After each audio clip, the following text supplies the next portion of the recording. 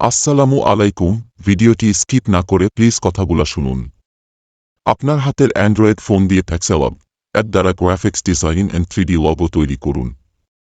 একটি logo design তৈরি করার জন্য কয়েকটি মূল পদক্ষেপ আপনাকে শুরু করার জন্য এখানে একটি প্রাথমিক নির্দেশিকা রয়েছে। পিক্সেলব ইনস্টল করুন।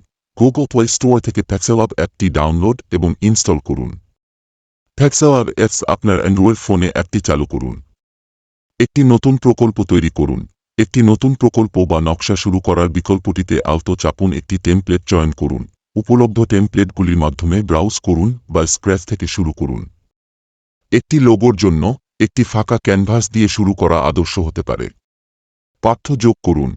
একটি নতুন পাঠ্যস্তর যুক্ত করতে পাঠ্য সরঞ্জামটিতে আলতো চাপুন এবং আলাদা পাঠ্য উপাদান হিসাবে লিখুন যদি আপনি তাদের বসানোর উপর আরও নিয়ন্ত্রণ চান। পাঠ্য কাস্টমাইজ করুন। আপনার পছন্দসই লোগো নান্দনিক মেলে পাঠ্যের ফন্ট, আকার, রং এবং শৈলী সামঞ্জস্য করুন। আপনার পছন্দমতো অক্ষরগুলি স্থাপন করতে প্রান্তিককরণ এবং ব্যবধান সরঞ্জামগুলি ব্যবহার করুন।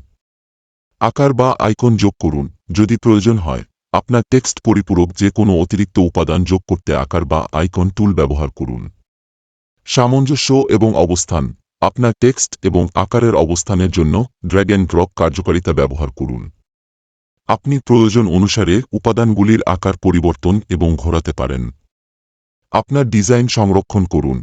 একবার আপনি আপনার ডিজাইনের সাথে খুশি হলে এটিকে আপনার ডিভাইসের গ্যালারি বা ক্লাউড স্টোরেজে রপ্তানি করে সংরক্ষণ করুন।